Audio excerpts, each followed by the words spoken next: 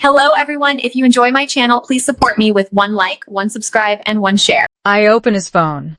What would you do if your husband's phone lit up with a message at the exact moment he stepped out of the room? Would you look away? Or would curiosity win? I never believed one ordinary Saturday morning could shake 12 years of marriage in just a few seconds. What I found inside his phone made my heart race, my thoughts spiral, and my confidence disappear. But the biggest surprise wasn't the message itself. It was how quickly my own mind began writing a story that wasn't finished yet. Stay with me, because this day changed the way I see love, trust, and even the way I practice English forever. I live with my husband and our daughter in a quiet suburb outside Minneapolis, Minnesota. Our neighborhood is the kind of place where people wave while walking their dogs, children ride bicycles until sunset, and neighbors leave pumpkins on their porches every fall. It isn't a dramatic place, and that's exactly why I love it.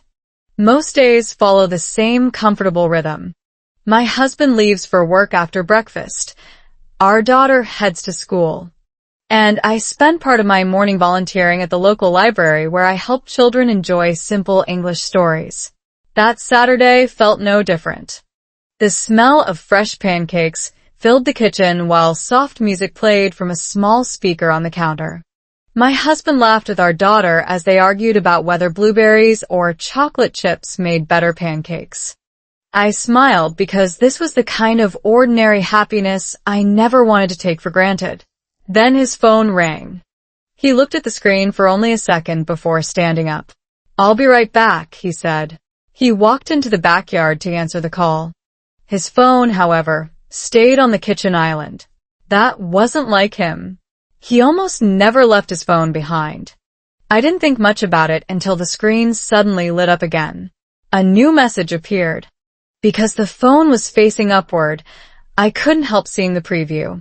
"I can't wait to see you again. Don't tell her yet." My smile disappeared. For a moment, I simply stared. Maybe I had read it too quickly. Maybe there was another explanation. Maybe. My heartbeat grew louder than the music playing in the kitchen. Our daughter looked up at me. "Mom," I quickly forced a smile. "Everything's fine." Was it? I wasn't sure anymore. Psychologists often talk about something called confirmation bias. Once we begin believing something might be true, our brains immediately start collecting evidence to support that belief, while ignoring everything that disagrees with it. Sitting there in my own kitchen, I could almost feel my mind doing exactly that. One mysterious sentence suddenly became larger than thousands of ordinary moments filled with trust. I tried to distract myself. At the library, I often encourage children learning English with one simple phrase. Take your time. Americans use it every day. It means slow down, don't rush, and don't panic. I quietly whispered those words to myself. Take your time. Unfortunately, my emotions were moving much faster than my logic. The screen went dark again. I looked toward the backyard. My husband was still talking on the phone, smiling at something the other person had said. Smiling. That hurt more than I wanted to admit. I remembered little moments from the past few weeks that suddenly seemed different. He had worked late twice. He had started protecting his phone with a new passcode. He smiled whenever certain notifications appeared. At the time, none of those things seemed unusual. Now they felt impossible to ignore. My brain kept connecting dots that might not even belong to the same picture. Another useful English expression came into my mind. Curiosity killed the cat. People say it to remind us that excessive curiosity can lead to trouble. I had laughed at that idiom many times while helping English learners. Now it felt less like a joke. My husband's footsteps approached the back door. He was coming inside. Without thinking, I picked up his phone. Just for 1 second. Just long enough to see who had sent the message. The screen unlocked immediately. He had forgotten to lock it. I froze. His message app was already open. At the very top of the conversation was a woman's name I had never seen before. Sophia. And beneath her name, there was a small red heart. At that exact moment, I heard the back door begin to open. The name with the red heart. A single name can sometimes feel heavier than an entire conversation. As I stared at my husband's phone, the red heart beside Sophia seemed to glow brighter with every second. I knew I should put the phone down before he walked back into the kitchen. I knew trust is easier to protect than to rebuild. Yet my fingers refused to move. In that brief moment between curiosity and guilt, I crossed a line I never imagined I would cross, and what I discovered only made the mystery deeper. The back door creaked open. My heart jumped into my throat. Without thinking, I placed the phone back on the kitchen island exactly where it had been. I grabbed a plate and pretended to arrange the pancakes while trying to slow my breathing. My husband walked in with an easy smile. "The weather is beautiful today," he said. "It is," I answered, hoping my voice sounded normal. He picked up his phone without looking at the screen. For one terrifying second, I thought he would notice that the message app was still open. Instead, he slipped the phone into his pocket and kissed our daughter on the forehead. "Who's ready for the park?" Emily cheered. "I am." I smiled too, but it felt forced. The rest of breakfast passed like a movie playing without sound. My husband laughed at Emily's jokes. I nodded when they spoke to me. Outside, bright sunshine filled the backyard, and a gentle breeze moved through the maple trees. Everything looked peaceful. Only my thoughts were noisy. By late morning, my husband left to buy groceries while Emily stayed home with me to finish a school art project. As soon as his truck disappeared around the corner, I found myself replaying the mysterious message again. "I can't wait to see you again. Don't tell her yet." Who was Sophia? Why the heart? And who was her? Every answer I imagined hurt. Psychologists explain that when people face uncertainty, the brain often fills in missing information with the most emotionally powerful explanation rather than the most accurate one. This is one reason misunderstandings grow so quickly in close relationships. We don't only react to facts. We react to the stories we create around those facts. Looking back now, I wish I had remembered that sooner. Emily looked up from her drawing. "Mom." "Yes. You're coloring outside the lines." I laughed softly. "So I am." Her simple observation made me realize something. I wasn't paying attention to what was actually happening. I was paying attention to what I feared might happen. Later that afternoon, I decided to clean the living room while Emily watched a nature documentary. As I folded blankets and organized books, I noticed my husband's tablet sitting on the coffee table. It was connected to the same account as his phone. I stopped walking. "No," I whispered to myself. "You don't need to do this." I took another step toward the kitchen. Then I stopped again. Curiosity pulled harder than reason. One English expression I've always liked is "the truth will come out." Americans often use it to mean that secrets rarely stay hidden forever. But there is another lesson that isn't taught as often.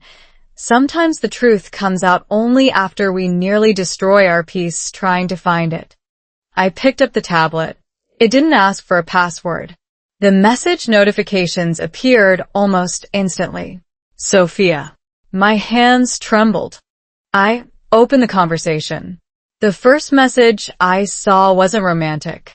It simply read, "Did she like the flowers?" Flowers? I frowned.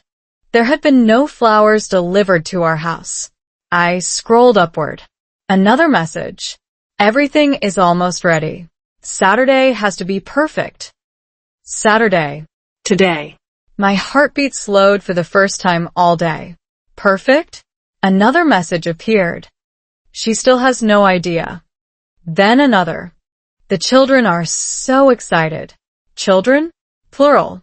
We only had one daughter. Nothing fit together. The more I read, the less certain I became. Just as I reached for an earlier message, a new notification suddenly appeared at the top of the screen. Sophia is typing. I froze. Then the message arrived. Is Emma with you? Please don't let her see the photos yet. My name. She knew my name. I quickly locked the tablet. At that exact moment, I heard tires pulling into our driveway. My husband was home. I placed the tablet exactly where I had found it and hurried toward the front window. He stepped out of the truck carrying grocery bags. But he wasn't alone. A woman climbed out of the passenger seat. She was smiling, and in her hands, she was holding a large white gift box wrapped with a blue ribbon.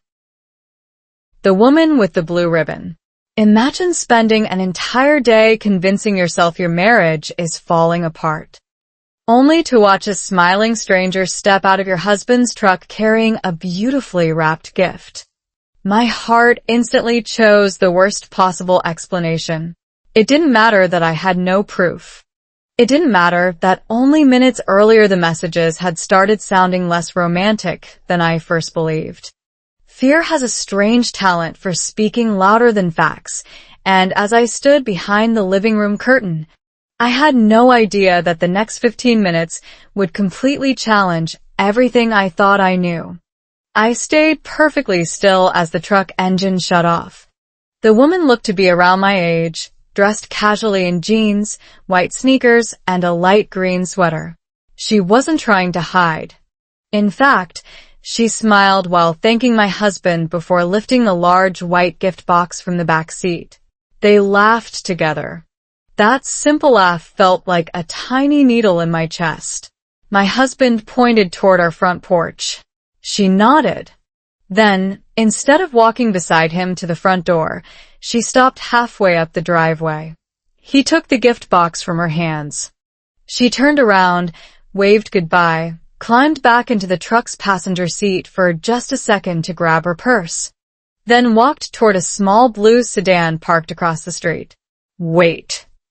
That wasn't my husband's passenger. She had driven her own car.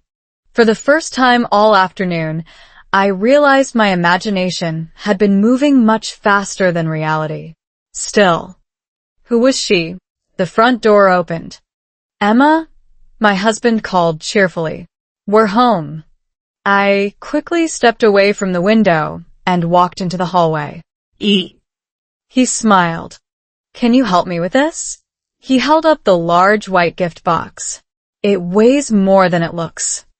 I reached for it automatically. It really was heavy. What is it? He grinned. If I tell you, it won't be a surprise. Another surprise. Everything suddenly seemed connected to the mysterious messages. Before I could ask another question, he added, Please don't open it. I raised an eyebrow. Now I really want to. I know. He laughed. That's exactly why I'm asking. Emily came running into the hallway. Is that it? My husband smiled. Yep.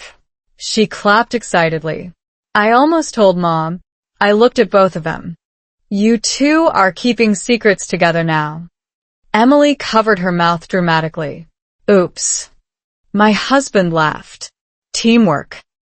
For a brief moment, I forgot all about the messages and laughed too.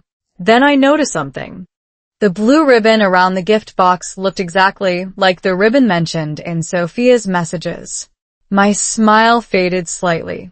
Later that afternoon, while my husband mowed the lawn and Emily played with the neighbor's children, I carried the unopened box into our guest room exactly as he had requested.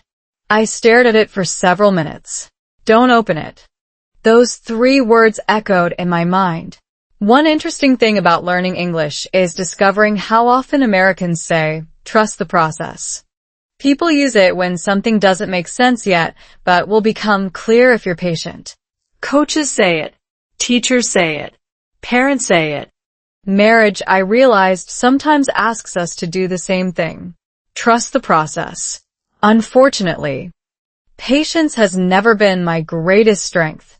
I didn't open the box, but I did examine the shipping label. The sender wasn't Sophia.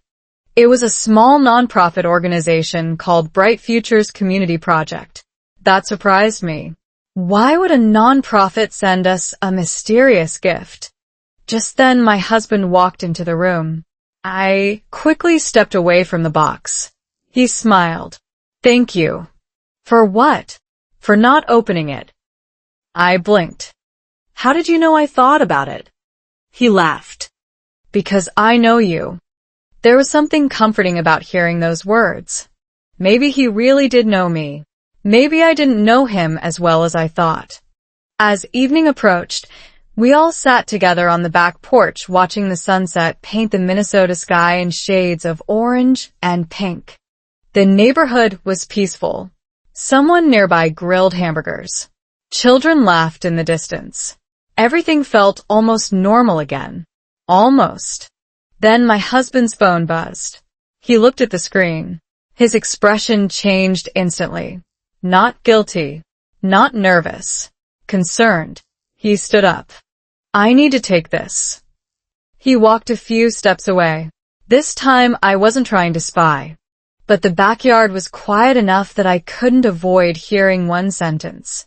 No. A pause. She found out already? Another pause. Are you sure? My stomach tightened. Found out what? Who had found out? When he returned, I pretended not to notice anything unusual.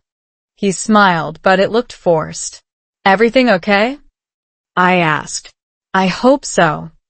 Hope? That wasn't an answer. Just before bedtime, after Emily had fallen asleep, I walked past the hallway table. My husband's phone was charging there. The screen suddenly lit up. Another message from Sophia appeared. This time it wasn't hidden by a preview. It was fully visible. I'm outside. We need to talk before Emma sees the video. I slowly looked toward the front window. A blue sedan had just parked across the street, and the woman was already walking toward our front door. The knock at the door. Sometimes the loudest answers arrive with the quietest knock. I stood frozen in my hallway as the woman named Sophia walked toward our front porch. Only minutes earlier, I had seen her name beside a red heart on my husband's phone. Now she was outside my home, carrying no flowers, no gift, only a slim folder tucked under her arm. My imagination had already written a painful ending, but reality was preparing something completely different, and I was still too afraid to see it. The doorbell rang once. Not urgently, not nervously, just one gentle ring.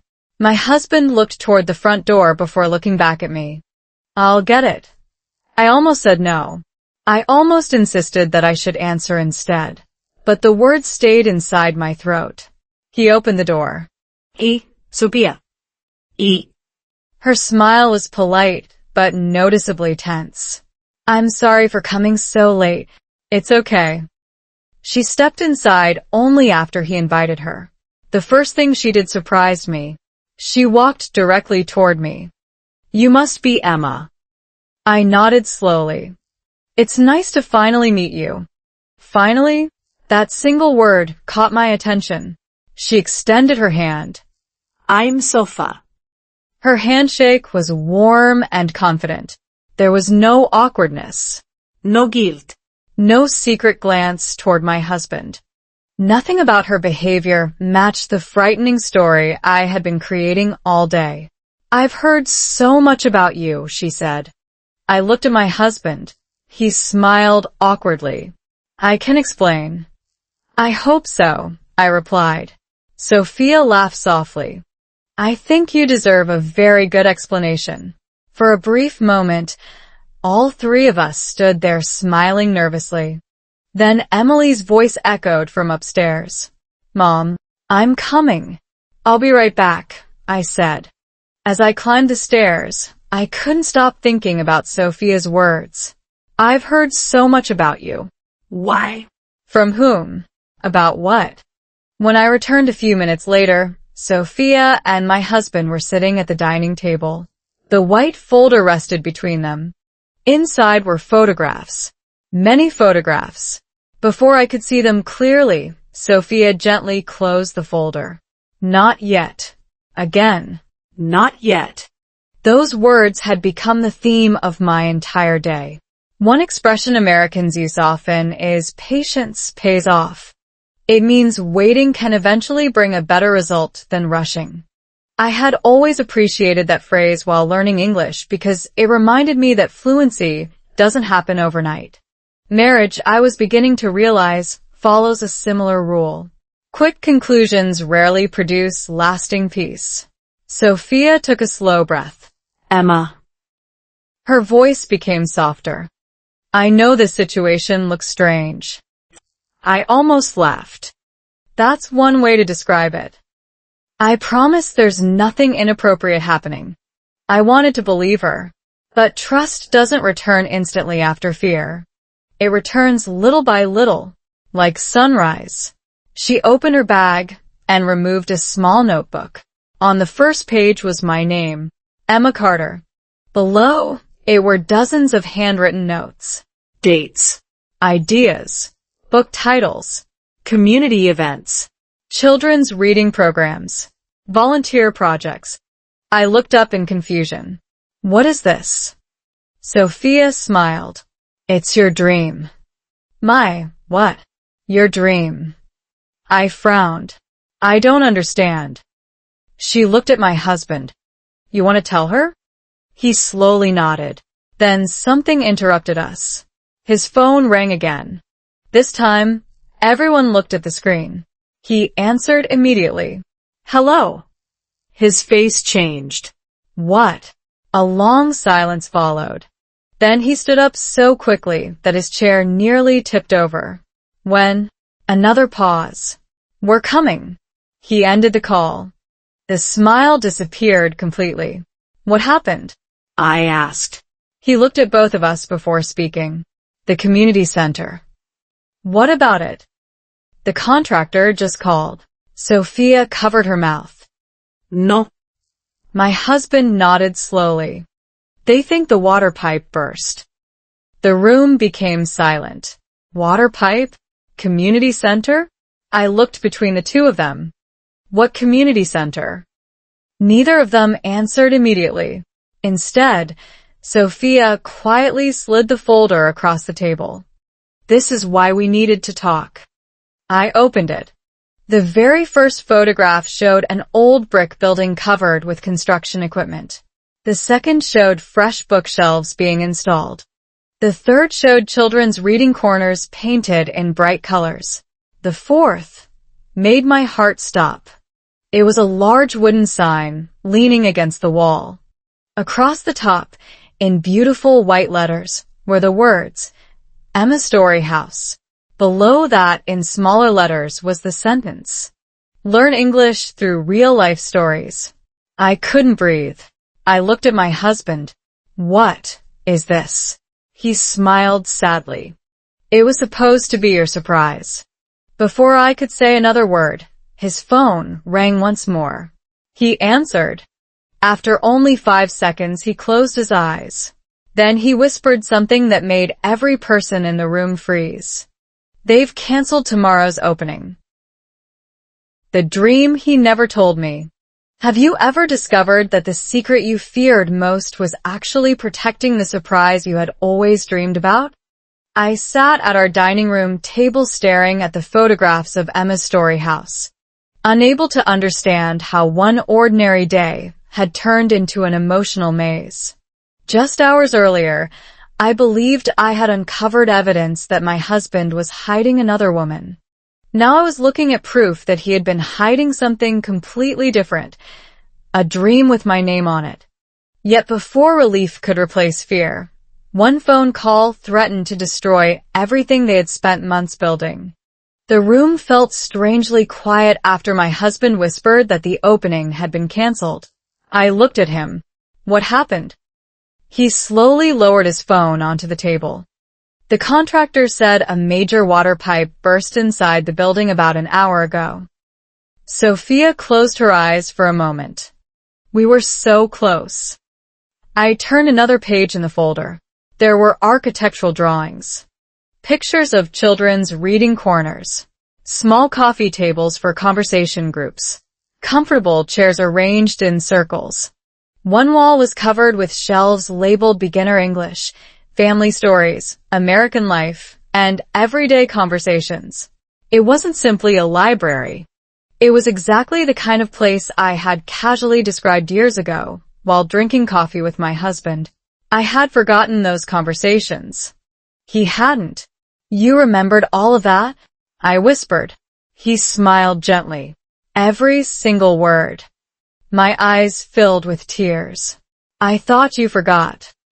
He finished my sentence. I know. For the first time that day, I felt embarrassed by everything I had imagined. Psychologists often explain that trust grows through repeated experiences, while suspicion can appear in only a few seconds. Our brains naturally pay more attention to possible danger than to years of ordinary safety.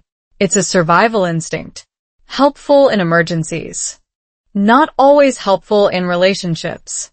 I realized I had spent one afternoon allowing fear to erase 12 years of kindness. Sophia opened another folder. I think it's time you know everything. She showed me photographs taken over the past 8 months. My husband meeting local teachers. Emily helping paint colorful walls. Neighbors carrying donated books. Volunteers assembling bookshelves. Even our elderly next-door neighbor smiling while placing puzzles into a children's activity corner. Everyone knew. Everyone except me. I can't believe this. My husband laughed softly. That was actually our goal. I looked at him. So all those late nights were meetings. The phone calls, fundraising, the secret messages, planning, the flowers. They were delivered to the building. Everything suddenly fit together. Every mysterious clue now pointed toward hope instead of heartbreak. One English phrase immediately came to mind. Don't judge a book by its cover. Most English learners discover this expression early because it's simple, memorable, and true. It reminds us that first impressions often hide a deeper reality. Sitting there surrounded by blueprints and photographs, I realized I had accidentally judged an entire chapter before reading the rest of the story. Emily quietly walked downstairs in her pajamas. She looked around the room. Can I tell Mom now? My husband smiled. I think you can. She ran over and hugged me tightly. Happy early anniversary, Mom. I hugged her back. You knew too? She nodded proudly. I helped paint the reading room. I laughed through my tears. You kept the biggest secret in the family. She whispered. It was really hard. Everyone laughed.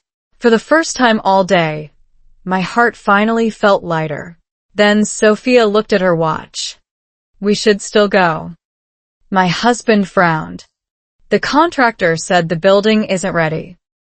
I know, but Emma deserves to see it anyway. I wasn't sure what to expect. 30 minutes later, we drove across town beneath the cool evening sky.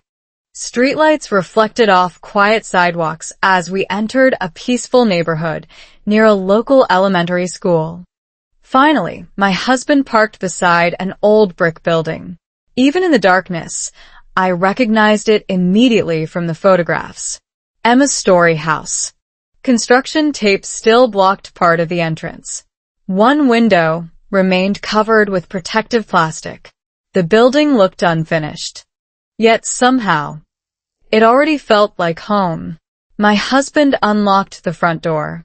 As it slowly opened, warm lights flickered on inside. I took one careful step forward. The smell of fresh paint mixed with the scent of brand new books filled the air. Then I noticed something unusual. In the center of the main room stood a large projector screen, already turned on. Someone had prepared a video. Across the screen appeared only 6 simple words. For Emma. before you judge yourself. I looked at my husband in complete confusion. He smiled quietly. There's one more secret. Then the video began. The video I never expected. What if the biggest secret inside your husband's phone was never meant to hide another woman, but to protect a message that could change your life forever? As the projector illuminated the walls of the unfinished community center, I realized I wasn't about to watch an ordinary video. Everyone around me already knew what was coming. Everyone except me. My husband gently squeezed my hand, smiled with the calm confidence I had questioned all day, and whispered, "Please watch until the end." At that moment, I had no idea the next few minutes would make me see our marriage and even myself in a completely different way. The room became quiet. The projector hummed softly. A black screen slowly faded into the first image. It was me, not a recent photograph. An old video recorded on my phone years earlier while I was practicing English alone in our kitchen. I laughed nervously after mispronouncing a difficult word. "I'll never sound fluent," the younger version of me said. The video ended. Another clip appeared. I was reading a children's story at the local library. A little boy smiled proudly after finishing his first English sentence. The camera zoomed in just enough to catch my own smile. Then another clip. I was helping an elderly neighbor pronounce simple greetings before her first U.S. citizenship interview. "Take your time," I encouraged gently. "You can do this." Another video. Emily was only 6 years old. She struggled to read a bedtime story aloud. Instead of correcting every mistake, I simply listened. When she finished, I hugged her. "You were brave." The screen faded to black again. I looked toward my husband. "I don't remember recording these." He smiled. "You didn't. Sophia did?" Sophia nodded. "For almost a year." I blinked. "A year?" I had spent so many years worrying about imperfect pronunciation that I never noticed something much more important. People weren't remembering my mistakes. They were remembering how I made them feel. One simple English saying suddenly carried more meaning than ever before. Actions speak louder than words. Many English learners memorize this expression because it's common in everyday American conversation. It means what we do often matters more than what we say. Watching the video, I finally understood that encouragement, patience, and kindness had become my real language. The video continued. Local parents appeared one after another. One mother smiled. "My daughter used to be afraid of reading aloud." A father added, "Now she reads to her younger brother every night." Another volunteer laughed. "Emma makes mistakes sound normal." The room filled. He smiled warmly. I learned confidence from Emma. My eyes overflowed with tears. I had never realized these ordinary conversations mattered so much. The final interview surprised me most. It was Emily. She sat in one of the colorful reading chairs inside the nearly finished building. The camera asked, "What makes your mom special?" Emily thought carefully before answering. "My mom never laughs when people make mistakes." She smiled proudly. "She helps them try again." The screen slowly faded to black. Then 6 white words appeared. "You already changed more lives than you know." Silence filled the room. No one spoke. I couldn't. My husband gently handed me a tissue. "I wanted you to see yourself through our eyes." I hugged him tightly. "I'm so sorry." "For what?" "For doubting you." He smiled. "I understand. I even opened your phone." He laughed quietly. "I figured that out." "You knew?" "You've never been good at pretending." We both laughed through our tears. Sophia looked relieved. "I've been waiting months for this moment." "So, that's why your name had a heart." She laughed. "It stands for the Heart Project." "The what?" Our nonprofit's mentoring program. Ist sehr her. Seriously? She nodded. The red heart is the project logo.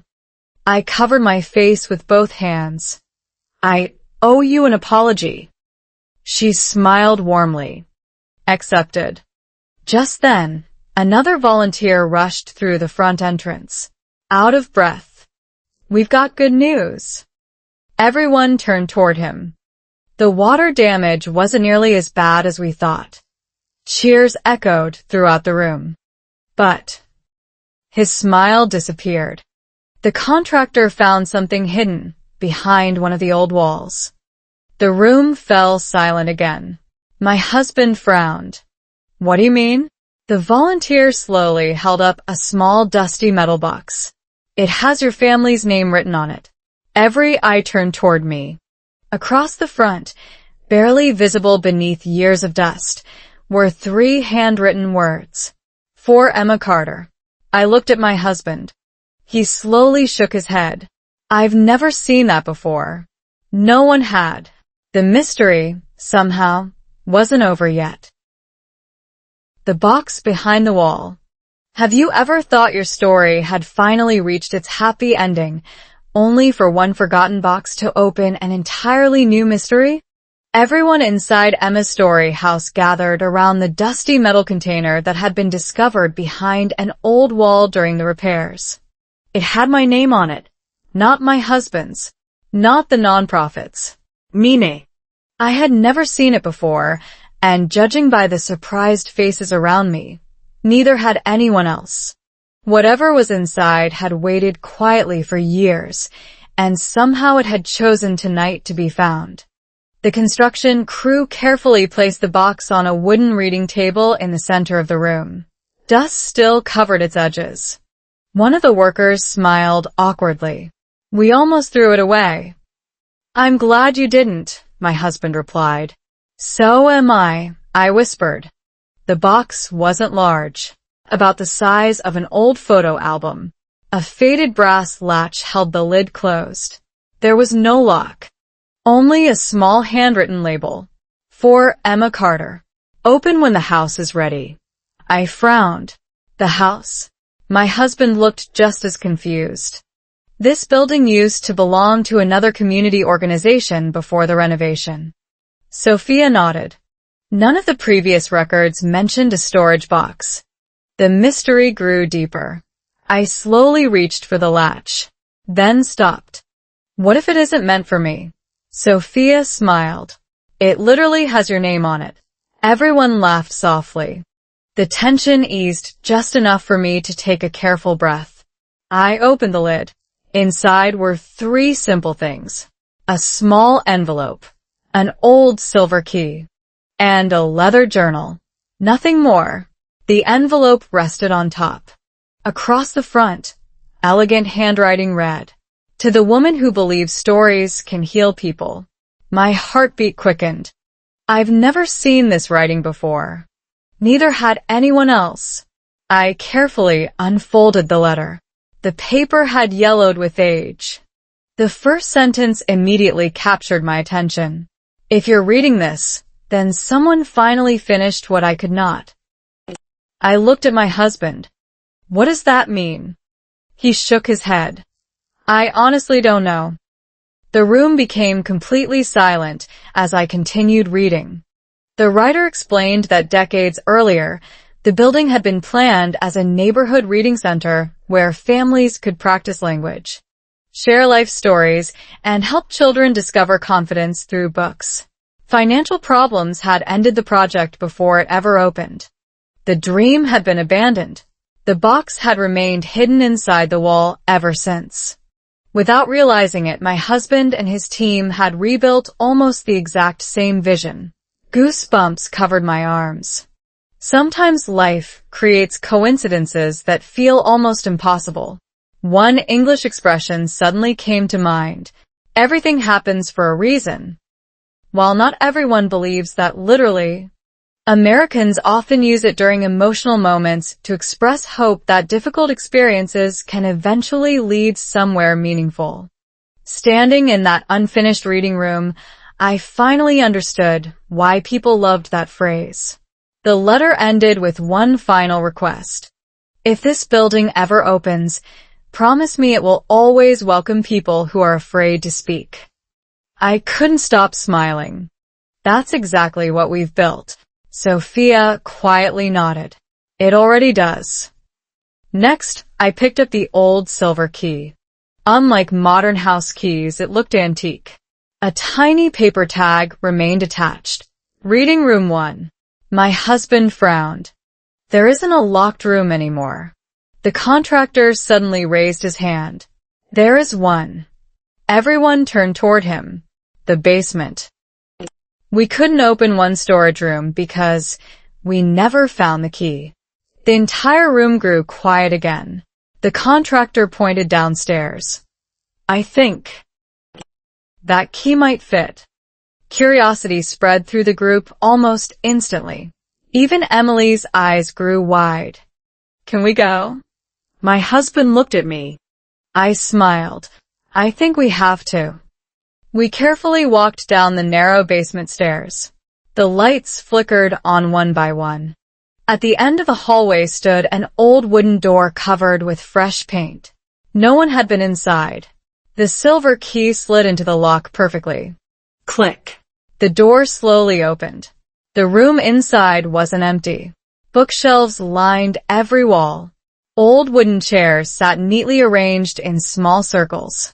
A chalkboard still hung at the front of the room. Time had covered everything with dust, but the space itself remained beautifully preserved. Then Emily pointed toward the chalkboard. Mom. Someone had written a sentence there many years ago. The chalk was faded, barely visible, yet I could still read every word. The first story begins tomorrow. I smiled through tears. Tomorrow, after all these years, it finally would. Just then, my husband noticed another envelope resting alone on the teacher's desk. Unlike the first letter, this one had today's date written across the front, and underneath it were 4 words that made us all stop breathing. Open together. Not alone. The letter we opened together. Some surprises answer your questions. Others ask even bigger ones.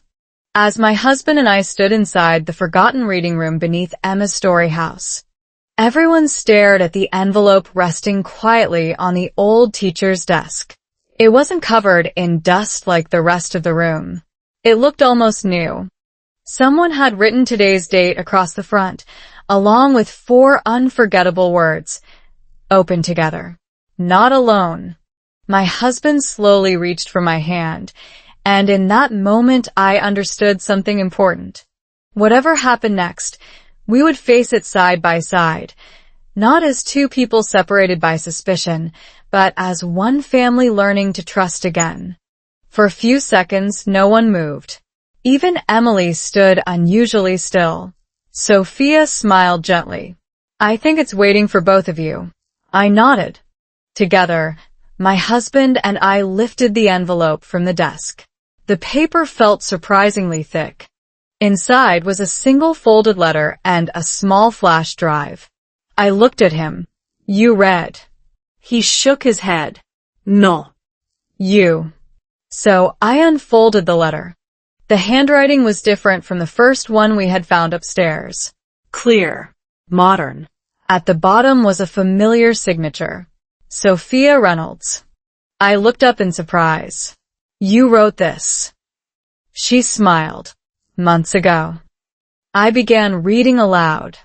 Dear Emma and Daniel, if you're opening this letter together, it means something wonderful has already happened. It means you chose trust over fear, conversation over silence, and love over assumptions. That alone makes this project successful. The room became perfectly quiet. When Daniel first asked our nonprofit to help create a community reading center, he had only one request. He didn't want the building named after himself.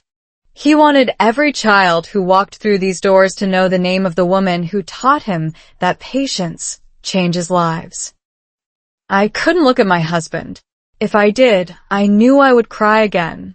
The letter continued. He often told us that Emma believes stories help people speak more bravely than grammar books ever could. We agreed. Emily smiled proudly. I told him that too. Everyone laughed softly. Another paragraph caught my attention immediately. One English phrase belongs on every wall in this building. One step at a time. Real confidence grows exactly that way. I smiled because Americans use that expression every day.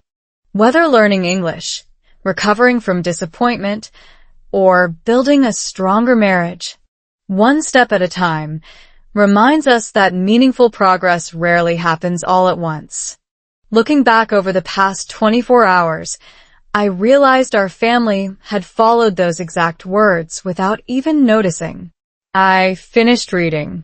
Sophia pointed toward the flash drive. There's one more thing. My husband connected it to the projector upstairs. The screen came alive once again.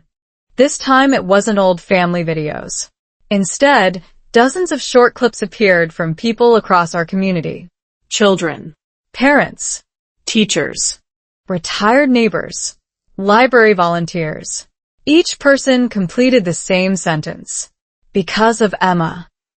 One little girl smiled. E. I'm not afraid to read anymore. An older man laughed. E. I finally told my first story in English.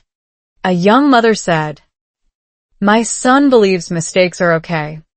Another volunteer smiled warmly. Our neighborhood feels more connected. One by one, the messages continued. Simple, honest, Powerful. Then the final speaker appeared. It was my husband. The video had clearly been recorded weeks earlier. He looked directly into the camera.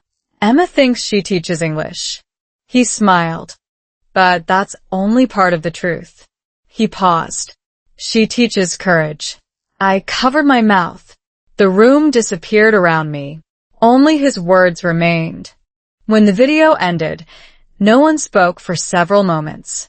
Then applause slowly filled the building. Not loud, not dramatic, just sincere. I turned toward my husband. I spent an entire day believing the worst. He gently squeezed my hand, and we ended it discovering the best. Outside, rain began falling softly against the windows. The contractor checked his phone and smiled. The final inspection has been moved. Sophia frowned. Moved? To tomorrow morning. So the opening isn't canceled? He shook his head. It's only delayed. Cheers filled the room again. Everything finally seemed to be falling into place. Or so I thought. Just as everyone prepared to leave, the projector unexpectedly turned back on by itself. No one had touched it. A black screen appeared. Then one new line of white text slowly faded into view. Final message scheduled. 8 a.m. tomorrow. My husband looked confused. I didn't program that. Neither had Sophia. The countdown had already begun. Less than 12 hours remained. And none of us knew who had scheduled the final message waiting for opening day. The final message waiting for us. Have you ever stayed awake all night because tomorrow promised to answer one question, but might also change your life forever?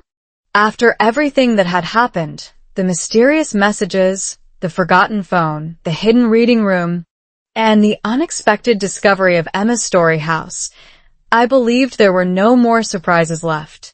I was wrong. Someone had scheduled one final message to appear at exactly 8 a.m., and no one admitted creating it. As the first light of morning touched the quiet streets of Minneapolis, my family walked toward the building together, completely unaware that the greatest lesson of our journey was still waiting behind one final screen. I barely slept. Every time I closed my eyes, I saw the words glowing on the projector. Final message scheduled. 8 a.m. tomorrow. Who had written it? Why had today's date been chosen? My husband lay beside me, equally awake. You still thinking about it? He asked quietly. I smiled. A little. He laughed. So am I. Outside, gentle rain had washed the streets during the night. By morning, the air felt cool and fresh. The trees sparkled under the early sunlight, and the neighborhood looked peaceful again. For the first time in 24 hours, my heart felt calm. Not because every mystery had been solved, but because I trusted the person walking beside me. That changed everything. We arrived at Emma's story house just before 8. Families had already gathered outside. Children carried books. Volunteers arranged chairs. Neighbors greeted one another with coffee cups in their hands. The atmosphere felt more like a family reunion than a grand opening. Sophia checked the projector system. I still can't find who programmed the message. My husband shook his head. It wasn't me. The contractor laughed. Maybe the building has secrets. Emily smiled. I hope they're nice secrets. Everyone laughed. At exactly 8 a.m., the projector switched on automatically. The room fell completely silent. Instead of a video, an old photograph appeared. It showed the building nearly 30 years earlier. Standing in front of it was an elderly woman holding several children's books. I had never seen her before. Below the picture appeared one sentence. Margaret Ellis. Founder. Teacher. Dreamer. Then a recorded voice began speaking. It belonged to an older woman. Warm. Gentle. Confident. If you're listening to this. She paused. Then our dream survived. No one moved. She continued. I always believed stories could build stronger communities than walls ever could. My eyes drifted around the room. Parents sat beside children. Teenagers chatted with retirees. Neighbors who had once been strangers now smiled at one another. Her dream really had survived. The recording continued. I don't know your names. She laughed softly. But I know something about you. If you're here. You chose hope. A familiar English phrase came into my mind. Pay it forward. Americans often use this expression to describe passing kindness on to someone else without expecting anything in return. Margaret had never met us. Yet decades earlier, she had left behind an unfinished dream that inspired another family to continue her work. That was the very definition of paying kindness forward. The recording neared its end. If this reading house ever opens, I have only one request. Promise that every person who enters feels welcome before they feel corrected. I smiled immediately. That sentence perfectly described the way I had always wanted people to learn English. Not through fear, through encouragement. Then the final image appeared. A blank wooden sign. Words slowly faded onto it. Every story deserves a voice. The audience quietly applauded. Some wiped away tears. Even the construction workers smiled. Sophia turned toward me. I think she would have loved you. I shook my head. I wish I could have met her. You just did. I looked once more at the screen. Perhaps she was right. Sometimes stories allow strangers from different generations to meet in ways conversations never could. As everyone prepared for the ribbon-cutting ceremony, my husband slipped something small into my hand. It was his phone. Unlocked. I looked at him in confusion. He smiled. No more secrets. I laughed. I don't think I ever want to check it again. Good. He smiled. I'd rather you check this. He pointed to one unread message that had arrived only seconds earlier. The sender wasn't Sophia. It wasn't anyone I recognized. The contact simply read, unknown number. The message contained only one sentence. Look under the first bookshelf before the ceremony begins. I looked toward the reading room. Someone had left one final surprise. And this time, everyone was about to discover it together. What I really found in his phone. What if the biggest discovery inside your husband's phone was never a secret affair, but a mirror showing the difference between fear and truth? As everyone gathered for the ribbon-cutting ceremony at Emma's story house, I realized my journey had never been about unlocking a device. It had been about unlocking my own heart. One unread message had started a day filled with doubt, but the final surprise waiting beneath the first bookshelf would remind me, and everyone standing beside me, that love is strongest when trust is given. Room to breathe. The room buzzed with quiet excitement. Children sat on colorful rugs holding their favorite books. Parents chatted with volunteers. Teachers arranged chairs for the first storytelling session. Sunlight streamed through the large front windows, making the entire reading room feel warm and alive. I looked down at the message one more time. Look under the first bookshelf before the ceremony begins. My husband smiled. Should we? I nodded. I think we have to.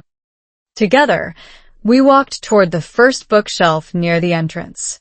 Sophia, Emily, and several volunteers followed behind us. Kneeling carefully, my husband reached underneath the bottom shelf. His fingers touched something. There it is. He slowly pulled out a flat wooden box wrapped in simple brown paper. No ribbons. No decorations. Only one handwritten sentence. Open with your family. Emily grinned. Again, everyone laughed. Somehow every surprise during the past 2 days had reminded us that the best moments become even better when shared.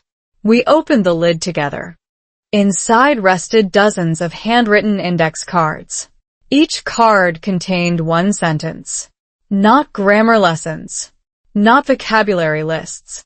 Real stories. Short memories written by neighbors who had donated books to the reading center.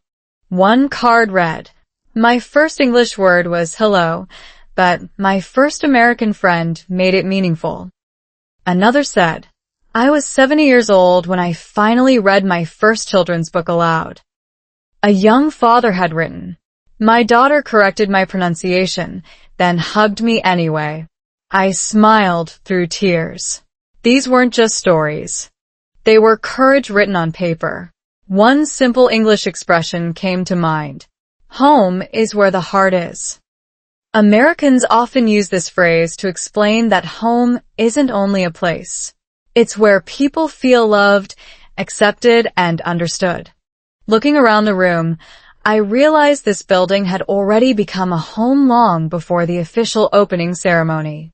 Sophia picked up the final card. "It's addressed to you." She handed it to me. The handwriting belonged to my husband. I unfolded it slowly.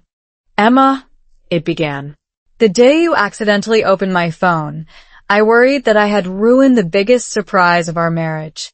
But something unexpected happened. Instead of breaking us apart, the misunderstanding reminded me that real trust isn't built because two people never have questions. It's built because they choose honesty when questions appear." I looked at him. He smiled gently. "One day our daughter will make mistakes. One day the children who learn English here will make mistakes. One day we will disappoint each other again, because that's part of being human. My hope is that this place always teaches the same lesson you taught me years ago." He paused as I continued reading. "People grow faster when they feel safe than when they feel judged." The room became silent. I folded the letter carefully. "I love that." He squeezed my hand. "I learned it from you." The ribbon-cutting ceremony finally began. Emily counted loudly. 3. The crowd joined her. 2. Smiles filled every face. 1. The blue ribbon was cut. Applause echoed throughout the building. Children rushed toward the bookshelves. Parents laughed together. Neighbors introduced themselves to people they had never met before. Within seconds, The reading room was doing exactly what it had been created to do, bringing people together. I walked to the front of the room and welcomed everyone to our first slow English story hour. My opening sentence was simple. Today isn't about speaking perfect English. A few people nodded. It's about having the courage to speak. The room filled with warm applause. Looking around, I thought back to the beginning of this story. I had opened my husband's phone searching for answers. Instead, I found something much greater. I found a husband who quietly remembered every dream I had ever shared. A daughter who believed in me more than I believed in myself. Friends who protected a beautiful surprise. A community waiting to learn together. And a deeper understanding that trust grows strongest when love is stronger than fear. So, what did I really find when I opened his phone? Not betrayal. Not heartbreak. Not another woman. I found hope. I found family. And I found a new chapter that was waiting to begin. That's all for today. I'll create many more stories like this in the future. Be sure to subscribe so you don't miss the next one.